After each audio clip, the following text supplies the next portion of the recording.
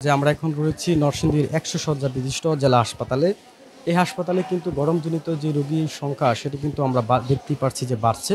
আমরা কিন্তু জেনেছি যে এই হাসপাতালের রোগীদের সাথে আমরা কথা বলেছি। তারা আমাদেরকে জানিয়েছেন এই হাসপাতালে ঠান্ডাজনিত যে রোগীর সংখ্যা এবং জ্বর উপসর্গ নিয়ে কিন্তু বেশিরভাগ রোগীরা কিন্তু এখানে ভর্তি হয়েছেন।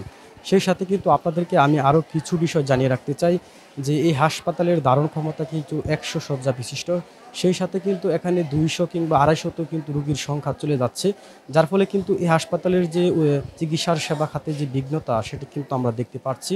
আমরা যদি একটু দেখাই যে হাসপাতালের বাহিরেও কিন্তু অনেকে বেড নিয়ে কিন্তু এখানে চিকিৎসা নিচ্ছেন। সেই সাথে কিন্তু ভিতরেও কিন্তু রোগীদের একটি গাদাগাদির যে অবস্থা সেটা কিন্তু আমরা দেখেছি।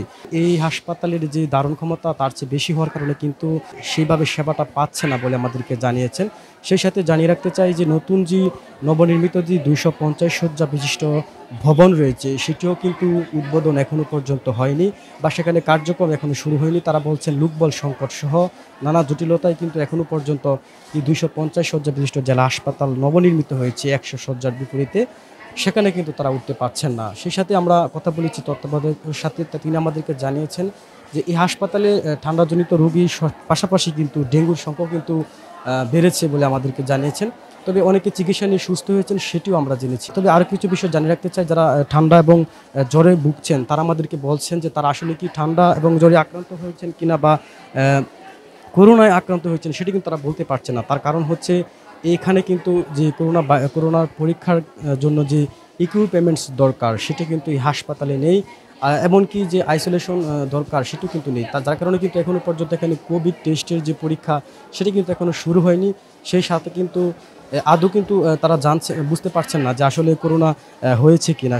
তবে সবকিছু মিলিয়ে যদি আমি আপনাদেরকে বলি যে এই হাসপাতালে যারা রোগী রয়েছেন তারা একটু শঙ্কায় রয়েছেন যে আসলে তারা জ্বর উপসর্গ কিংবা ঠান্ডা নিয়ে ভর্তি হয়েছেন নাকি করোনা হয়েছে। সেই সাথে কিন্তু এই হাসপাতালের যে ডেঙ্গু রোগীর সংখ্যা দিন দিন বাড়ছে, পাশাপাশি কিন্তু আবার সুস্থ হয়ে কিন্তু বাড়িও ফিরে যাচ্ছে।